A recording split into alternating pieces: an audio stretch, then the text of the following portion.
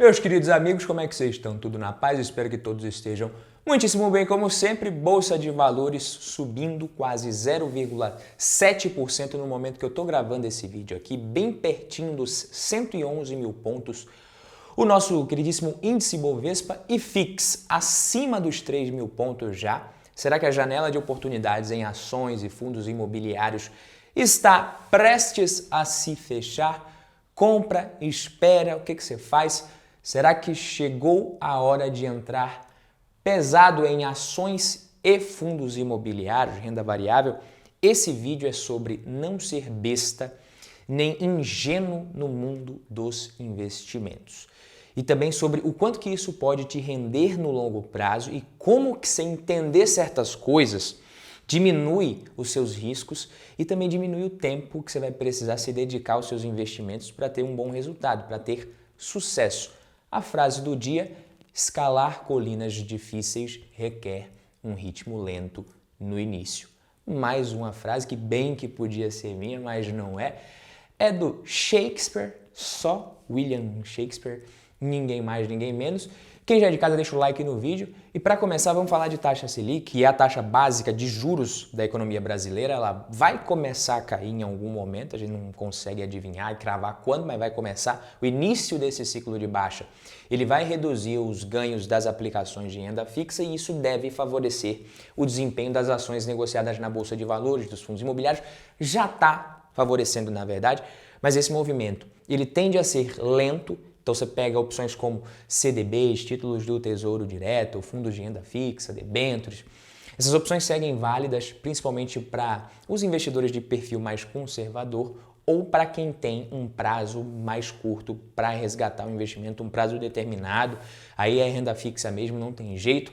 Algumas opções de renda fixa são indexadas ao IPCA, vocês sabem, isso ajuda a proteger uma parcela da sua carteira contra a inflação, dependendo do título que você escolhe, até com baixo risco. Você faz isso. A gente tem um arcabouço fiscal que está para ser votado essa semana, pode sofrer alguns ajustes ainda. Então, o responsável, o Cajado, ele não disse quantas das 40 emendas oferecidas pelos colegas serão descartadas, mas ele fez questão de falar sobre uma coisa que é muito importante. Ele negou que o texto abra espaço de 80 bilhões em gastos adicionais para o governo do presidente Luiz Inácio Lula da Silva, o novo presidente do Partido dos Trabalhadores.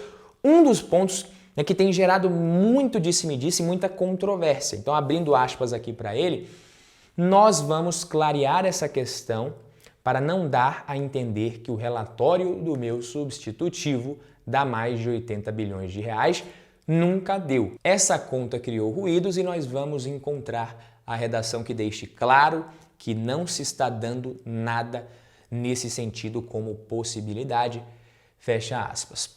Falando aqui de fundos imobiliários, vem se recuperando muito bem, em especial os fundos de tijolo e os fundos de galpões logísticos e lajes corporativas, até mesmo os fundos high yield que sofreram pra caramba e caíram muito, muitos deles se recuperando. Então quem vendeu naquele desespero, no pânico, que tinha comprado anteriormente somente de olho no dividend yield mais alto, esquecendo dos riscos, provavelmente já está arrependido e deve estar comprando caro novamente. Você não pode ser esse tipo de investidor. Mas falando aqui de fundos mais feijão com arroz, mais tranquilos, fundos de tijolo, você tem VILG11, por exemplo, galpões logísticos, subiu mais de 16% de abril para cá. XPLG11 subindo mais de 11% no mesmo período. HGRU11, 8% de alta num tempo muito pequeno. Então fundos de shopping como MAL11, HGBS11, XPML11 indo muito bem recentemente. Isso considerando também um dividend yield que pode ser muito interessante nesses fundos imobiliários de tijolo. Então se a gente for considerar isso, na verdade isso é um trade-off entre renda fixa e fundos imobiliários que o investidor ele sempre tem. Então investimentos de renda fixa, eles tendem a ficar menos interessantes, como eu falei, vão pagar menos com a queda da Selic, mas se você compra fundos imobiliários agora, mais especificamente fundos de tijolo, os dividendos eles não devem diminuir quando a Selic começar a cair, entendeu? É aqui que mora a chave para você entender como os fundos imobiliários de tijolo eles são sensíveis a essa dinâmica de taxa de juros, essa expectativa de redução da Selic mais para frente, isso ajudou no desempenho dos fundos imobiliários no período mais recente. É assim que funciona, só que muitos fundos imobiliários eles seguem ainda sendo negociados com desconto e ainda oferecem um prêmio legal em relação aos títulos de renda fixa de médio e longo prazo do Tesouro Direto. Quando a gente fala de uma apresentação de um arcabouço fiscal mais responsável, que o que vinha sendo esperado, isso acabou também ajudando muito para essas expectativas de queda realmente da Selic de forma sustentável, mais rápido do que o esperado. Então esse foi justamente um dos motivos para o desempenho ruim dos fundos imobiliários nos últimos 3 anos. A alta da taxa de juros que a gente viu acontecer, isso prejudicou o desempenho dessa classe de ativos e agora a gente tem uma queda na taxa Selic, um ciclo de queda prestes a começar. Então, a queda dos juros futuro foi sim determinante para esse desempenho recente dos fundos imobiliários, mas a gente vai falar sobre isso mais para frente. Com relação às ações, eu preciso falar com vocês aqui uma coisa muito importante. O cenário é semelhante, com mais risco e mais volatilidade, é claro, mas você pega a B3, por exemplo, B3SA3, é uma ação que tem bons fundamentos e já começa a se recuperar. É uma empresa com ótimas margens, boa rentabilidade, crescimento de resultados nos últimos anos, crescimento de lucros, estava sofrendo. À medida que o interesse do investidor por renda variável vai aumentando, o desempenho operacional também da empresa ele vai crescendo, as ações respondem. É que o investidor ele às vezes tem dificuldade para entender isso, mas se você não age de forma minimamente anticíclica, você acaba desperdiçando grande parte das oportunidades de investimento, tanto na renda fixa quanto na renda variável. Só que na renda fixa é mais tranquilo de entender. Você olha para o investimento, está te pagando lá uma taxa X, isso está estampado ali no papel, você sabe quanto que vai pagar. Nas ações e nos fundos imobiliários, não, muitas vezes você só vê o preço ali.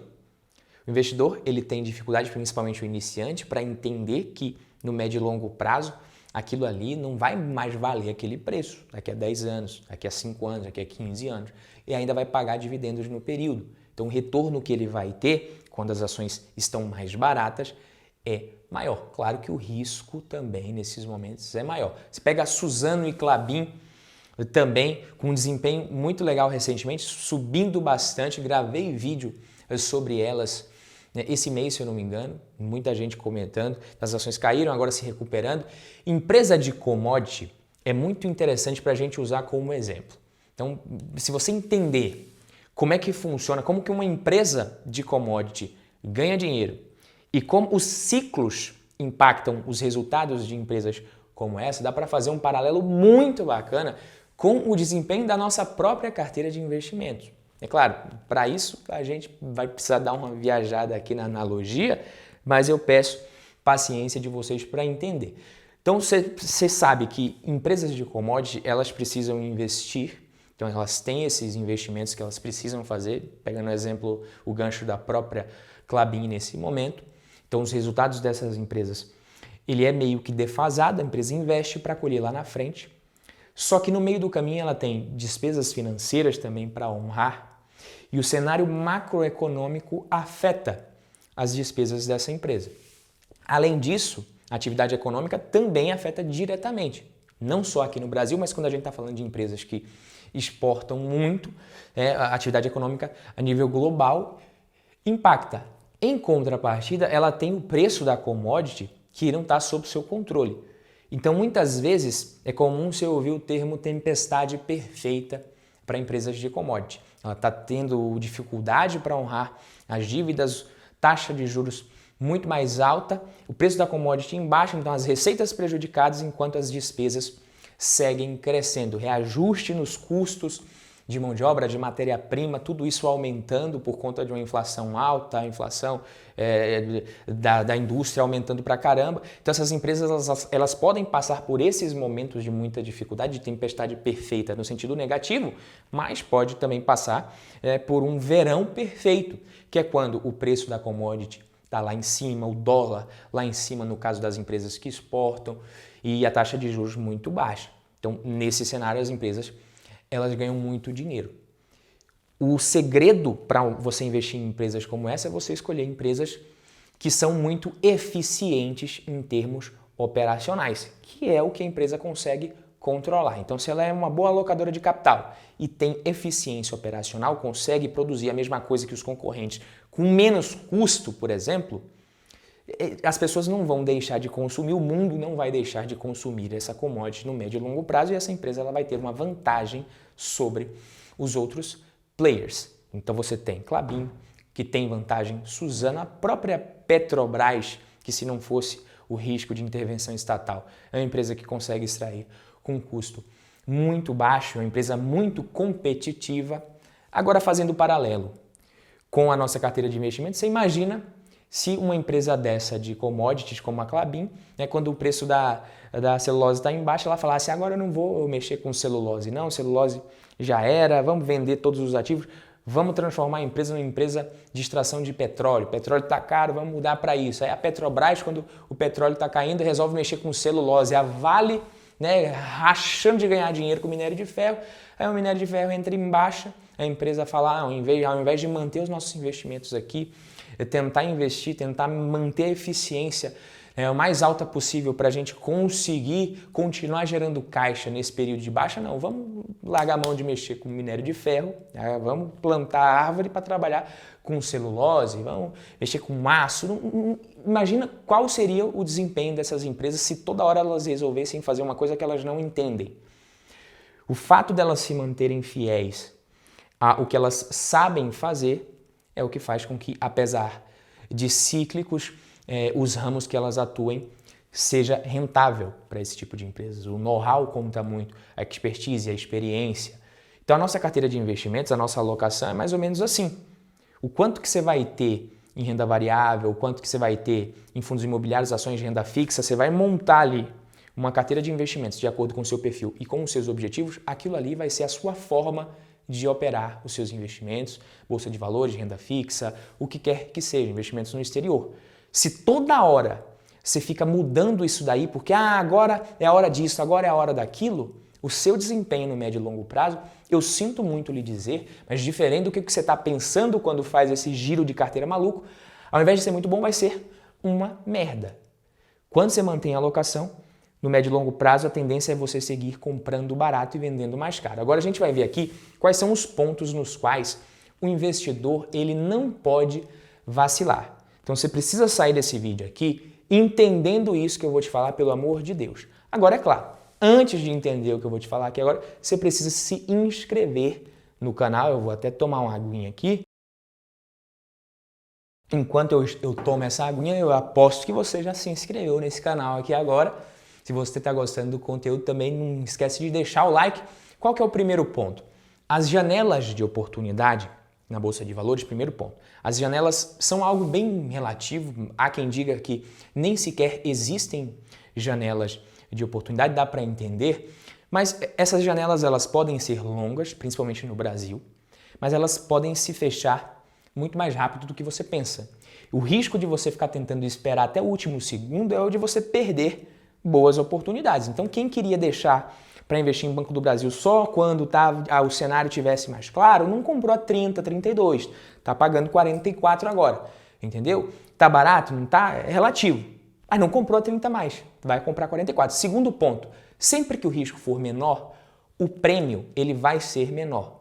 Então tem tudo a ver com o que eu acabei de falar. Então você precisa trocar o chegou a hora de investir pesado, de entrar pesado em ações e fundos imobiliários, que eu coloquei propositalmente no título desse vídeo, troca isso pelo sempre é hora de ter boas ações e bons fundos imobiliários na carteira e de ter renda fixa também. Terceiro ponto, não invista em ações e fundos imobiliários comparando o dividend yield entre os ativos e nem com o quanto a renda fixa está oferecendo no momento. Você vai se ferrar se você fizer isso. Eu vou comprar esse FII porque paga mais, eu não vou comprar esse porque a Selic está pagando mais. Em curto prazo você consegue ver, né, que quem fez isso se deu mal, inclusive pode até ser você que se deu mal fazendo com isso, aprendeu a lição, não cometa de novo esse erro. Quarto ponto, a taxa Selic é uma taxa de curto prazo. Para entender melhor a dinâmica e os ciclos de mercado financeiro, Você precisa entender a curva de juros e as taxas mais longas. Muitas vezes o investidor ele fica achando que a bolsa vai subir quando a Selic cair. Não existe isso. Na verdade, se você for ficar esperando a Selic cair para você entrar, a bolsa já está subindo como vocês estão vendo. Então, o movimento de curto prazo na taxa de juros, ele não é determinante para o desempenho das classes de renda variável, de ações, fundos imobiliários. Tem uma certa defasagem antes da Selic, quando o mercado enxerga que a queda da Selic já está próxima e já é muito menos incerta, a bolsa já andou. E aí você vai comprar agora, por exemplo, achando que isso vai continuar acontecendo. E às vezes o mercado já está precificando isso e a bolsa fica de lado por um tempo. Daí novamente a gente tem um cenário mais otimista ou menos otimista ou mais pessimista aparecendo, às vezes a bolsa dá uma corrigida ou continua subindo. Não dá para ficar se baseando em movimentos de curtíssimo prazo. O mercado ele tenta se antecipar, aí você age depois que ele fez isso, achando que vai continuar colhendo os frutos, mas o que você acha que você vai ter é o que o mercado já colocou ali no preço. Não adianta mais ficar correndo atrás. Você precisa agir de forma anticíclica. A volatilidade ela deve seguir alta na Bolsa de Valores ao longo desse ciclo de queda na taxa de juros.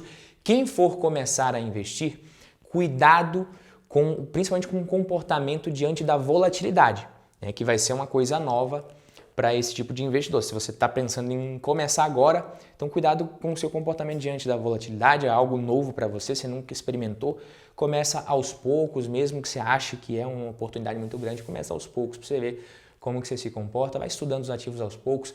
Quem pretende aumentar a exposição em ações, mais cuidado também. Por que você está querendo fazer isso? Será que não é só por causa dessa alta recente? Algumas empresas de alguns setores, elas tendem a reagir mais rápido que outros, com menor volatilidade, as ações de crescimento, e que sofrem mais com juros nas alturas. Elas tendem a sofrer mais volatilidade, mas também se a economia se recupera, elas se recuperam mais rápido. Nunca esqueça da importância da renda fixa na sua carteira, e isso não tem a ver com taxa de juros mais alta. Na verdade, quanto mais a bolsa sobe, mais você precisa se preocupar com engordar um pouquinho mais o seu caixa de oportunidades. Isso na minha opinião. Acertar uma boa alocação vale muito mais do que acertar os momentos certos de entrar na Bolsa de Valores. E isso daqui você consegue fazer, acertar o momento certo, com regularidade no longo prazo, dificilmente você vai conseguir. Fico por aqui, vejo vocês no próximo vídeo. Um abraço, tamo junto, valeu papai!